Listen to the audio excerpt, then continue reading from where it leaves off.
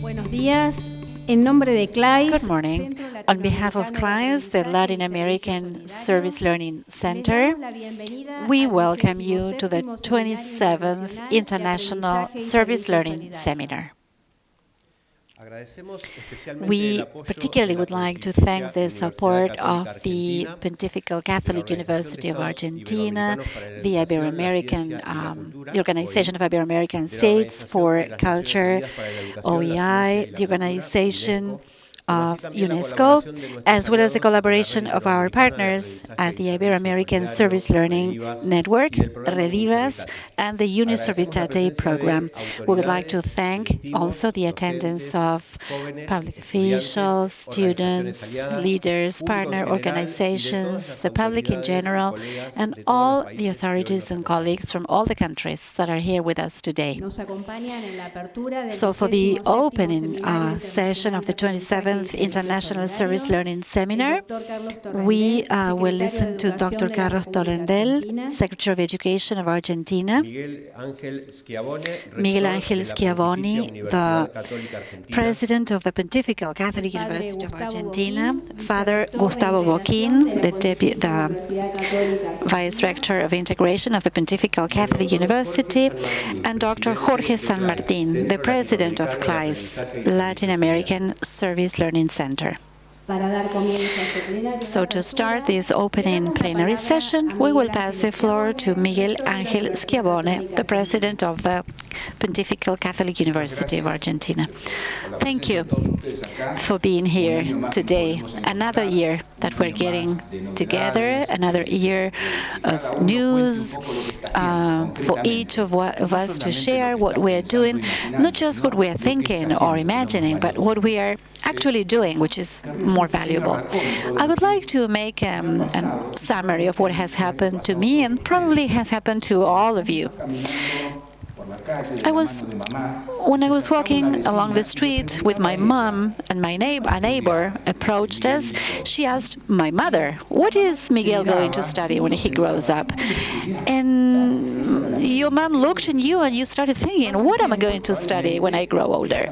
As time goes by, that neighbor, a few years later, perhaps runs into you and you are older, and she asks you, what are you going to study? Well, I'm going to study medicine because I have a vocation for service. We gave the answer ourselves instead of our moms. I'm going to study medicine. That was the question.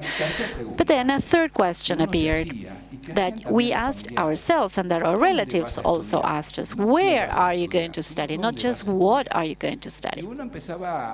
So we started considering the different options, different quality of education, also financial options, because the family budget perhaps didn't allow you to afford some universities.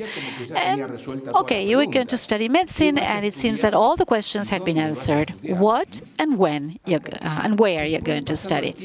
After some time and after graduating, just that little paper, that certificate, the question that comes up is the most important question. Not just what are you going to study and where are you going to study. The most important question is, what are you going to do with your life? What do you want to be as a person, not as a professional, not as a university graduate? What do you want to do or to be as a person? A very profound question. And probably this education in service, this service education, these activities that our students do by going to the vulnerable places and observing human suffering and pain and being in contact with reality, and not just with the classroom, triggers in many of our students this fourth question. What do I want to be in my life? What do I want to be beyond having a university degree? How do I want to transcend in life? And this experience of service education, I think, has been very positive in our university, to the extent that our students realize that life is not just this nice area of the city, Puerto Madero, not just a projector or the theory, but there are other realities, and you can answer that question. How do I want to transcend in life? Thank you again.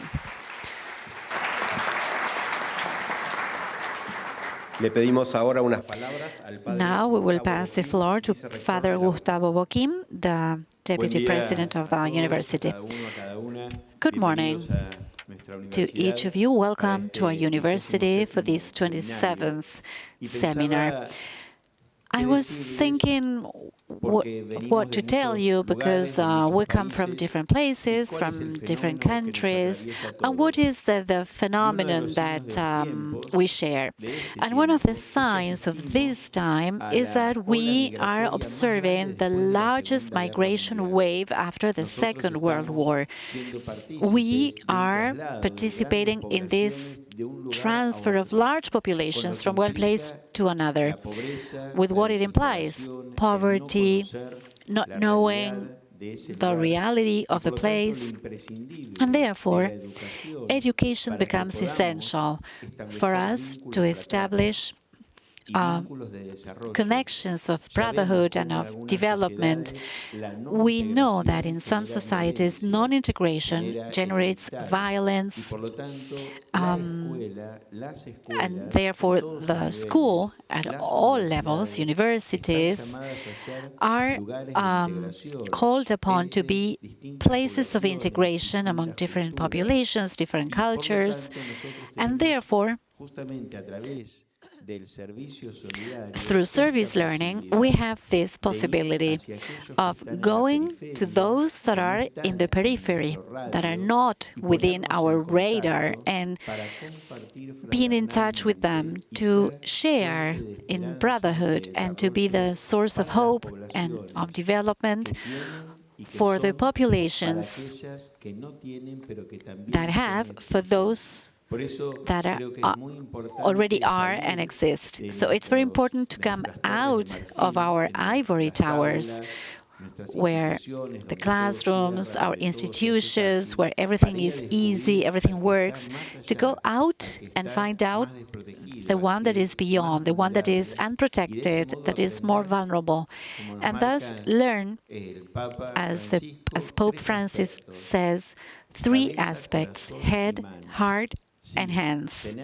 Yes, having knowledge, having wisdom and learning techniques and disciplines, but also feeling what we think, living in that inside passion, that joy that is represented by the heart, and the hands, doing what we feel and think.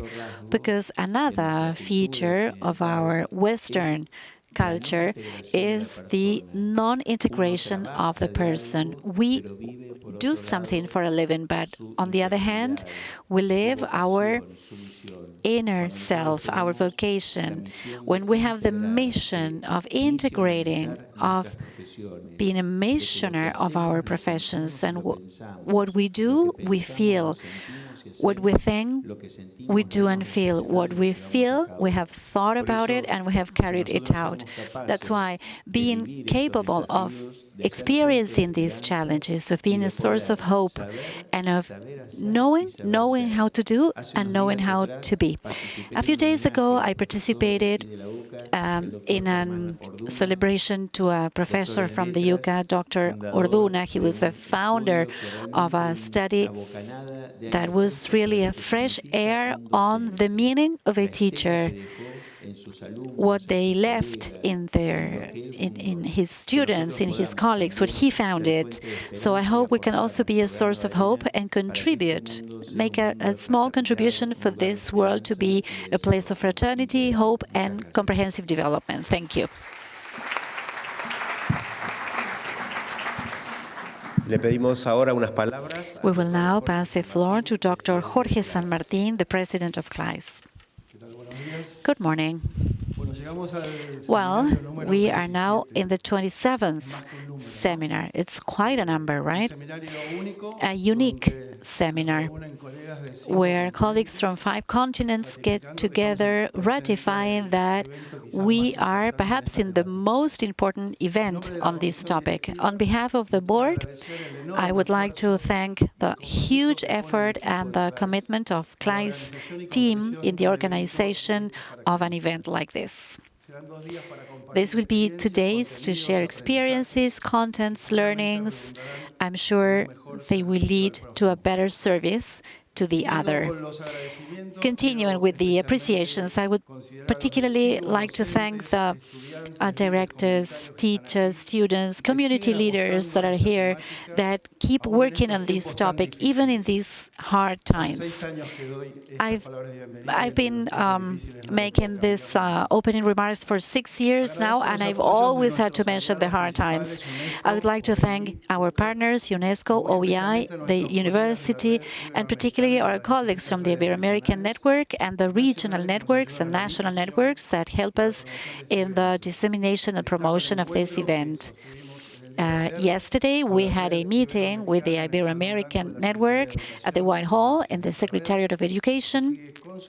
And this network keeps consolidating and supporting the growth of the organization in the countries in the region. I would also like to mention particularly the national program on service learning of the National Ministry for their support, the teachers, donors, volunteers, that every year allow us to hold this event for free. Many effort is required to organize this event for free, so I ask them to continue supporting us, and any collaboration, no matter how small, will help us continue doing this. And finally, a special word for the Unisavitate initiative that takes the pedagogy of service learning to Catholic universities worldwide. It started almost at the beginning of the pandemic, and it has developed first virtually and then in person with a relevant impact that keeps consolidating year after year. We would like to particularly thank the Catholic University of La Plata for the meeting that was held yesterday and the 7 hubs that sent representatives for this seminar. We are eager for the next symposium that will be held in Rome in November. Finally, I would also like to mention that yesterday at OEI Argentina, they held the first day of the 7th Latin American meeting of service learning that will continue today and tomorrow. So as you can see, this is a very busy week with lots of activities and with the enthusiasm we feel for being together year after year in this event. This year, the organizers chose a title for this event, that is the Road to Transformation. Perhaps it's quite irresponsible when I make my own interpretation of this motto. A few days ago, talking to a university professor of technology that was doing some research on AI, he proposed that we created a project where students could have a tutor created by AI that would help them study, because in his opinion, teachers are very bad teachers. I was very surprised at this statement because we are speaking of very vulnerable population, so I didn't understand what technology tools could be used for that solution. And more amazed at his statement about the quality of the teachers. Is this perhaps a challenge of transformation? Replacing learning with robots or screens? Or perhaps give teachers the tools and the training for them to transform the classroom. Transforming, etymologically, implies starting from where you have, to renew, to modify, to evolve, or to reformulate or reshape. Transformation of the individuals that are responsible for a more effective educational process. There's a foundation, United Voice Argentina. It's a global foundation with a chapter in Argentina, and in a program that is funded from the INET, that is the National Institute of Technical Education, and the EPS, the Professional Vocational Secondary Schools. They went to look for those students that had dropped out of secondary school, and they proposed a short and abbreviated secondary school with training in trades. They are invited to go back to the school they abandoned, but for a short course with 4 teachers a coordinator and a trainer for trades. We also collaborated by providing tutors that are supporting the social reality of the student and the families in a very new process. This group that had dropped out of school, when they completed the first year, they returned to school by 90%. 90% of them returned. Perhaps they started to look at that student. This is different. He felt they were interested in him. He felt like going to school. The degree is going to help me get a job. This is what the students thought. These are some of the statements from the youth in this process. Is that perhaps the road to transformation? Creating a closer bond with the student, appreciating their progress, supporting them better, transforming the links with the student, understanding their situation, and support the person in their social and family reality. Transformation can be achieved by a pedagogy like service learning. That's a question. For you to see, I don't deny technology. I asked ChatGPT about the advantages of service learning, and it told me practical relevance, theoretical knowledge in real contexts, development of skills, it promotes teamwork, troubleshooting, effective communication, civic engagement. It promotes a sense of responsibility and community engagement. The student deals and understands social problems and is engaged. Motivation and engagement. By seeing the positive impact of their work, there's more engagement with service learning. There's personal satisfaction and enthusiasm. Reflexive learning. The student can reflect upon their experiences by connecting what they learned with the solution they generated. Strengthening of the community. Benefits for the student that cascades to the community where the school is located. If there's something that unifies those of us that participate in this event, is the search for the common good. And I know it's a road with lots of satisfactions, but also very hard. It's uphill sometimes. So I hope this meeting renews us and transforms us to feel that our work is really worthwhile. And although some or many will be left behind. Thank you.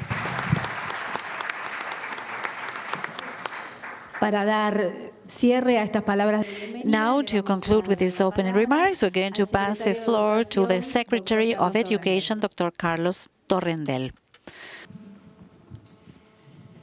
Buenos días a todos. Good morning. Those of you who know me know that for me, particularly, I hope I'm not just referencing to me, this is a very exciting moment. Because somehow, many of those of us here, and particularly at the Department of Education of the Catholic University, are somewhat disciples of what you are still developing.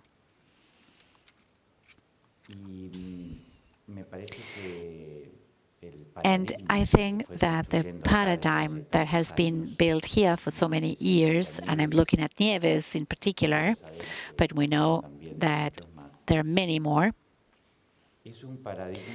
is a paradigm that for me was always a great example, perhaps the best, of what we can call a humanistic educational policy. I teach educational policies in this university. I've been doing that for 30 years.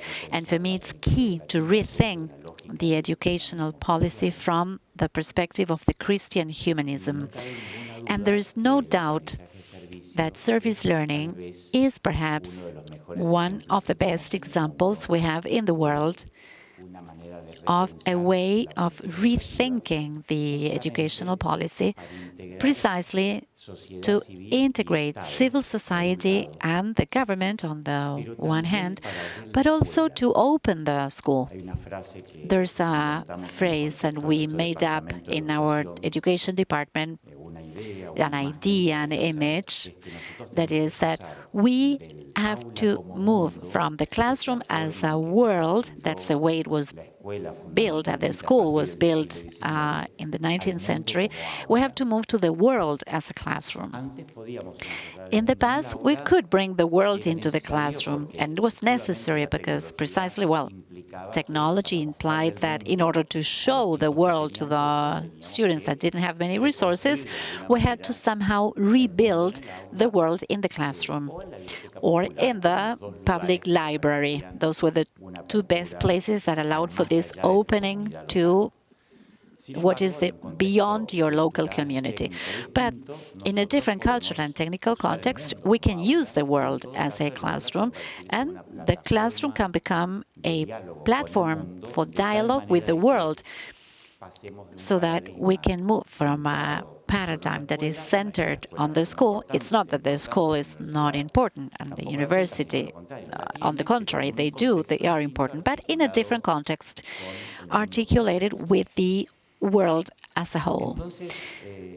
So, service learning is undoubtedly a road that was boldly invented in the late 20th century to rethink and bring us all to a different place.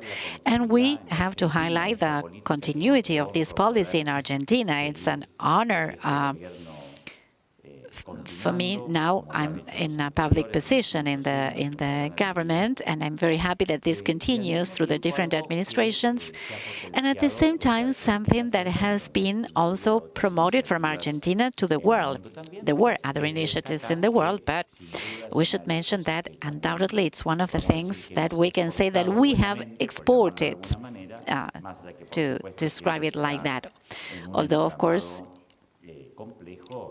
it's part of a complex system where all participate. So I'm very excited for all of these reasons, because we have learned from you, because we have also learned at our university from you, and we have been participating, and because somehow our inclusive and effective education and our Department of Education is also a relative and feeds from what you teach us all the time. And to conclude, I think I would highlight two more things. The first thing is that service learning taught us something that is very obvious, and that is that we are all wealthy. Excuse me if I say it like this. Perhaps it may sound ironic in a very complex moment in Argentina in the economic situation. What do I mean? That service learning taught us that we can all make a contribution. All human beings in a learning process are there to contribute something. And we learn not when one teaches to the other, but when we manage to recreate learning experiences where everybody is deployed and develops and contributes, and where we all learn simultaneously. I don't know if I'm clear. That is essential. We are learning by doing, as Aristotle said, on the one hand, but at the same time, we are all enhancing our abilities. Even if we are in very difficult contexts, we do have something to contribute to the others. We can all make each other richer, and all, even when we're leading service learning or learning experiences, we're all going to learn. So that is a central concept that changes everything. Particularly, it modifies that relationship that is asymmetric, that exists in education, but should be rethought as part of this paradigm. And finally, something that has to do with what you mentioned.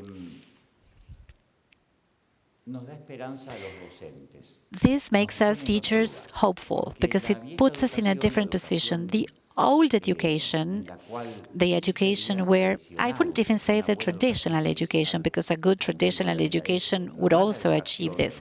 The poor, the bureaucratic education that puts a teacher in the position of just a person that applies the curriculum, that happens very often. It's recreated, it's expanded with this different logic, where the teacher is designing learning experiences, co-creating them with those that are learning, giving spaces for everybody to play a leading role, truly educating. That's the only way you can teach and learn. So we also should thank service learning and to all of what you've been doing. This possibility of giving value to the meaning of teaching and also giving us methods and experiences that make us more professional and at the same time allow us to have an impact, to recover this low self-esteem, recover from this low self-esteem of teachers and truly have an impact, because we are working better in a context with powerful values, recreating the culture of education, renovating the pedagogy, and therefore managing everybody to learn very well.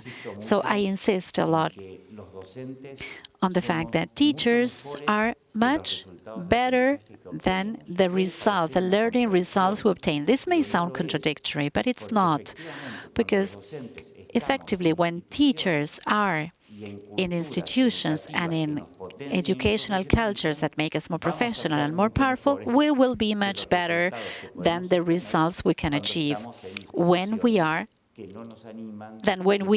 in institutions that do not encourage us to be more professional, etc., as happens to any person in any working context, if that working context does not encourage them.